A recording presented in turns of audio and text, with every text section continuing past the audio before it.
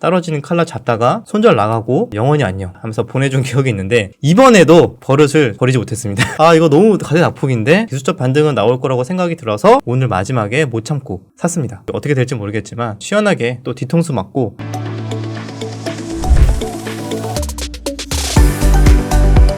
안녕하세요, 주덕입니다. 뒤통수를 맞을 수도 있는 지금 상황, 완전히 지금 떨어지는 칼날 역대급 폭락 상장 이후로 두 번째로 오는, 기회라면 기회일 수 있겠지만 일단 그런 자리가 왔습니다. 그래서 그 종목이 무엇인지 조금 이따가 제가 설명을 드리도록 하고, 이전에 먼저 그린케미칼 종목 오늘 어떤 흐름이 나와서 잘 버티다가 반등이 나와줬는지 가볍게 우리 배운 내용을 기반으로 한번 체크를 하고 넘어가도록 하겠습니다. 그린케미칼이 오전에 이렇게 잘 버티다가 마지막에 슈팅이 나와줬죠.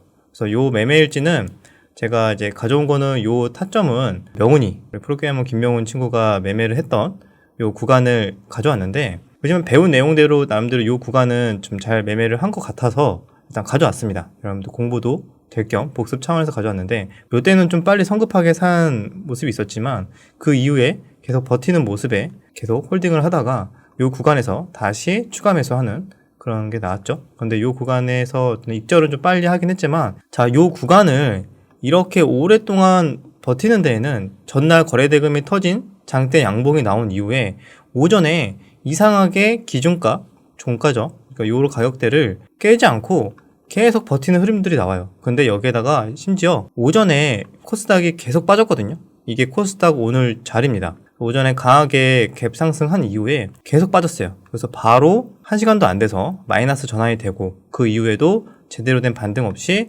하루 종일 흘러내리는 모습이 나왔습니다. 그러면 오전에 이렇게 쭉 빠졌는데 이 종목은 전날 거래대금이 세게 들어오고 나서 그 이후에 코스닥이 계속 빠지고 있음에도 불구하고 떨어지려고 하면은 갑자기 매수세가 들어오면서 또 잡아먹고, 이런 흐름들이 계속 반복이 됐거든요. 그래서 이렇게 반복되다 보면은 결국에는 이렇게 수상한 자리에서 버티는 거를 빨리 포착하고 계속 끝까지 지켜보다 보면은 결국에는 마지막에 이렇게 슈팅이 나오는 경우가 있어요. 꼭 굳이 마지막에 슈팅이 나오지 않더라도 종가 매수 이후에 다음날 오전이나 다음날 내로도 보통 좋은 흐름이 나오는 경우가 많습니다. 그래서 오늘 시장이 별로 그렇게 좋지 않음에도 불구하고 괜찮게 좀 잘 나왔던 이런 종목이 있어서 간단하게 좀 말씀을 드렸습니다. 이 종목 얘기는 여기까지 하고, 처음에 말씀드렸던 떨어지는 칼날 뭐가 있을까요? 여러분들 아시다시피 최근에 가장 핫하게 지금 빠지고 있는 네이버가 있습니다.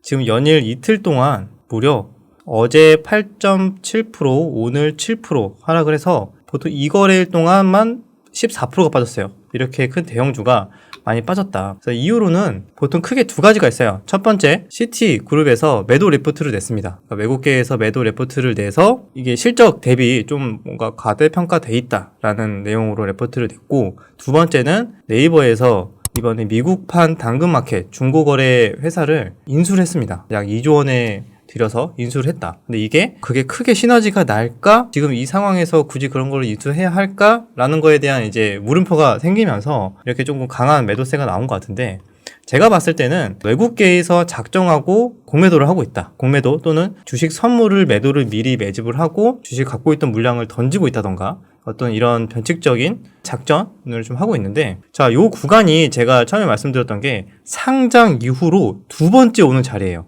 그 두 번째 오는 자리가 단기 폭락하는 이격, 얼마나 단기적으로 많이 하락했느냐를 볼 수 있는 지표가 있어요. 대표적으로 엔벨로프가 있죠. 그 지표를 봤을 때 20%를 설정을 하고 그 구간을 하향 돌파한 자리가 2008년 11월 달에 금융위기 때 한 번 이탈했다가 바로 회복을 했었고요.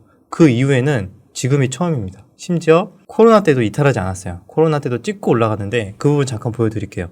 보시면은, 그러니까 이 지표가 어떤 걸 의미하냐면, 이거 너무 악재가 나온 거 아니냐. 악재 맞죠? 악재가 맞고 좋게 안 보는 게 맞는데, 그런데 하락하는 속도가 지금 역대급으로 두 번째로 빠르다는 거예요. 그러니까 빠르고 그만큼 위에 이평선 간의 이격이 이만큼 벌어져 있는 거예요. 엄청나게 벌어질 정도로 쉴 틈도 없이 계속 빠졌다.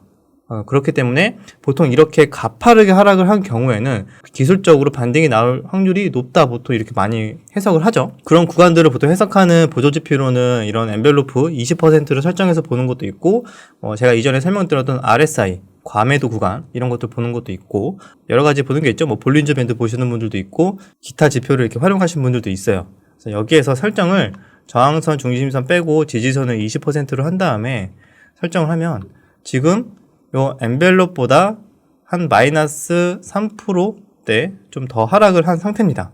이 구간이 뭐 얼마나 많이 빠진 거냐라고 생각하실 수 있어요. 과거에 크고 작은 하락이 나왔을 때도 엔벨롭보다는 그래도 한참 위에서 비교적 한참 위에서 기술적 반등이 이렇게 나와줬습니다. 그래서 더 과거로 한번 올라가 볼게요. 코로나 때 보시면은 이때도 심지어 지수가 막 5%씩 하락을 하고 있어도 이 구간을 터치 안 하다가 마지막 큰 폭락이 나왔을 때 잠깐 터치하고 장중 반등이 나왔습니다. 그래서 결국에는 종가상 이탈한 적은 코로나 때도 없었다. 그럼 더 과거로 한번 올라가 볼게요. 더 과거로 올라가 보면 자 이때 한번 터치했습니다. 2018년도 10월 말에 한번 여기서 터치가 나왔어요. 자, 이때 구체적으로 무슨 이슈가 있었는지 잘 기억은 나지 않지만 이때 터치를 하고 올라온 적이 있다. 그리고 그 전에 과거로 돌아가 보면은 자 보시면은 한 번도 거의 터치한 적이 없죠. 크고 작은 폭락이 있었을 때도 없다가 2008년도까지 내려가야 돼요. 보시면은 2008년도 쭉쭉쭉쭉쭉쭉쭉 과거 여행을 가보면 자, 한 번도 없죠. 이때 한 번 딱 발견이 됩니다. 이때 한번 터치를 하고 종가상 회복을 하면서 반등이 세게 나왔고요. 그리고 이탈을 한 게 이날. 그죠? 이날도 근데 사실 하루만 종가상 이탈을 했어요. 이 다음날도 개파락했다가 강한 장대 양봉으로 14%, 15% 이상 강한 반등이 나와주는 캔들이 나왔고, 그러니까 이런 원리가 어떤 식으로 나오는 거냐면, 원래 이평선 간의 주가는 만약에 21선이라고 봤을 때 아무리 우하향을 하고 있어도 이렇게 수렴과 발산을 하면서 붙었다가 이격이 벌어졌다가 붙었다가 이격이 벌어졌다가 붙었다가 반복을 하게 됩니다. 우상향이어도 마찬가지고 우하향이어도 마찬가지예요. 그래서 보통 보시면은 20일 이동평균선과 크게 벌어지면은 다시 하락을 하면서 이동평균선과 이격을 좁혔다가 그리고 나서 다시 발산하는 구간, 그게 보통 파동이라고 우리 설명을 하죠. 그래서 다시 발산을 하고, 그러니까 우상향 추세에서도 그렇고 하락 추세에도 마찬가지입니다. 하락 추세에서도 21선과 이격이 벌어졌다가 좁혀지고 벌어졌다가 좁혀지고 벌어졌다가 좁혀지고 반복을 하면서 하락을 해요. 이 구간을 이탈했다는 거는 이 벌어지는 속도가 굉장히 가파르기 때문에 몇 년에 한 번 일어날까 말까 한 일이 여기를 이탈하는 구간이 나온다는 겁니다. 그래서 요 엔벨러 20%를 이탈하는 구간은 보통 소형주, 중형주들은 자주 나오지만 이런 대형주, 시총 상위주는 정말 시장에 말도 안 되는 폭락이 나오거나 또는 개별 악재가 세게 나오거나 이 두 가지예요. 그러면 무조건 매매를 해도 되느냐? 그건 아니죠. 시장이 악재가 세게 나왔을 때 엔벨 이하로 크게 하락했을 때는 과대 낙폭으로 공략이 가능합니다. 근데 이번 네이버 같은 경우에는 시장 하락보다는 이번 하락은 개별 악재로 빠진 거죠. 그래서 이 개별 악재에 대한 또 해석이 중요해요. 이 외국계 증권사의 매도 리포트와 미국판 당근마켓 중고거래 회사의 인수, 이게 과연 이 회사의 우리 네이버에 얼만큼의 근간을 흔들 수 있을까를 생각해 본다면은 악재는 맞지만 정말 이렇게 금융위기급 낙폭을 확대해 가면서 더 이상 더 가파르게 하락할 이유가 있을까? 라고 생각을 해볼 필요가 있는 거죠. 그러면은 회사의 근간을 흔들 정도는 아니다. 이격을 다시 더 하락하더라도 여기가 바닥을 찍고 쭉 올라간다는 게 아니라 우하향 추세를 당분간 지속할 수 있겠죠. 그런데 여기서 보시다시피 금융위기 때에도 이격을 벌렸다가 좁혔다가 벌렸다가 좁혔다가 계속 반복을 하면서 계속 빠집니다. 근데 이 구간이 정말로 이게 엄청난 악재가 아니라면은 다시 이격을 좁히는 이런 구간들이 왔다 갔다 할 것이다 라는 관점이 기술적 분석에서 보통 이렇게 지표를 활용하는 방법이고, 주말 영상에서도 제가 지수가 이렇게 가대 이격이 너무 벌어졌다, 그러니까 조만간 단기 바닥을 찍을 확률이 높다 라고 말씀을 드렸었는데, 바로 미국장의 반등이 나오면서 우리나라장 화요일부터 강하게 또 반등이 나와줬었죠. 그런 것처럼 마찬가지예요. 화요일날 정말 강하게 반등이 나왔어요. 미국장도 마찬가지로. 그렇다고 해갖고 지금이 정말 바닥이라서 반등이 나온 걸까요? 이거는 파동으로 아무리 우하향 하락 추세여도 이렇게 왔다 갔다 하면서 이격을 좁혔다가 계속 반복할 수밖에 없는 겁니다. 그래서 이런 것들을 이해를 한다면은 단기 트레이딩을 했을 때 어떤 식으로 전략을 짤까? 눌림목을 어떤 걸 공략을 할까 뭐 이런 것들도 다 생각을 할 수가 있거든요. 그래서 이번에 제가 말씀드린 이 구간은 매수 추천은 아닙니다. 아시다시피 굉장히 위험한 구간이죠. 왜? 어제 외국인이 3천억 팔았고요. 오늘도 외국인이 4천억을 팔았습니다.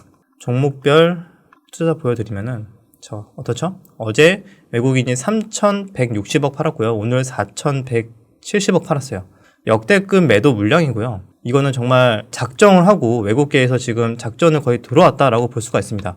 오늘 호가창에서 장중에 갑자기 여기 한국투자에서 매도 물량이 세게 나왔거든요.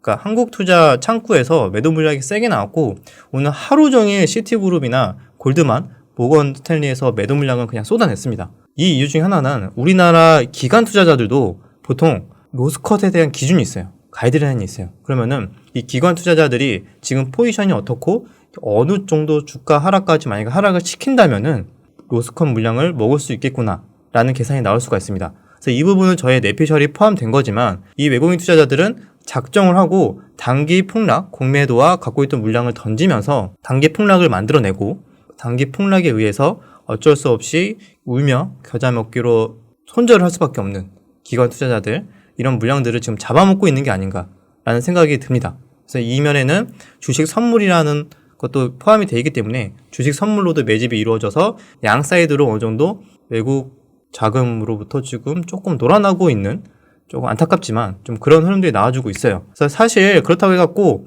완전히 기업 밸류를 봤을 때 지금이 엄청 싸다 그것도 솔직히 이 레포트에 의하면 완전 싸다고 또 볼 수도 없어서 이게 참 뭐라 하기는 어렵지만 어쨌든 단기적으로는 좀 기술적 반등이 나올 만한 자리가 오지 않았나. 왜? 상장 이후로 지금 두 번째 주는 과대 낙폭이라고 생각하시면 됩니다. 그래서 그런 자리가 지금 왔고 거래 대금도 지금 보시면 오늘만 1조 1000억이 터졌어요. 어제가 6,800억이 터졌는데 오늘 1조 1000억이 터졌습니다. 그래서 이렇게 역대급 거래량이 터져주면서 이렇게 지금 폭락이 나와줬는데 많은 분들이 이런 자리를 떨어지는 칼날 잡으면 정말 큰일 나는 자리라고 생각할 수 있죠. 저도 예전에 기억이 납니다. 예전에 영상 보신 분들은 아시겠지만 NC소프트였던 것 같아요. NC소프트를 제가 단기로 들어갔지만 떨어지는 칼날 잡다가 손절 나가고 영원히 안녕 손절이다 하면서 보내준 기억이 있는데 이번에도 이 버릇을 버리지 못했습니다. 버리지 못하고 마지막에 이거 너무 가대 낙폭인데 외국계 자금이 좀 3천억, 4천억, 7천억 나왔잖아요. 그럼 여기에서 더 많이 나올까? 라는 생각이 들고 차트상으로도 과대 낙폭 지표가 좀 나와줬기 때문에 여기서 크게 되돌리는 게 아니라 기술적 반등은 나올 거라고 생각이 들어서 오늘 마지막에 못 참고 샀습니다. 그래서 그 결과를 여러분들 어떻게 될지 모르겠지만 시원하게 또 뒤통수 맞고 한 대 맞고 그냥 손절 나가면은 그냥 손절을 했다 이렇게 말씀을 드리도록 하고 예상대로 조금 반등이 나와주면은 그냥 반등이 나왔다라고 제가 어느 정도 적당히 팔았겠구나 이렇게 생각을 하시면 될 것 같아요. 그래서 오늘 그러니까 네이버에 대해서 과대 낙폭이 나온 이유와 지금까지 역대급 역사적으로 남을 만한 하락이었다. 그리고 오늘 마지막에 매수한 근거가 어떤 건지 쭉 설명을 드렸어요. 그래서 여러분들은 어떻게 생각하실지 모르겠어요. 지금 이 구간에서는 당연히 매수 추천 아니라고 설명을 드렸고 그렇지만 저는 덥석 잡았다. 가끔 이런 떨어지는 칼날을 잡으면서 가끔은 또 스릴을 즐길 때가 있는데 모르겠어요. 또 이제 오늘 썸네일처럼 내일 이제 뒤통수 맞았다고 하면서 또 울려서 영상 올릴지도 모릅니다. 여러분들도 그냥 가볍게 보시면 좋을 것 같아요. 저는 개인적으로 반등이 나온다.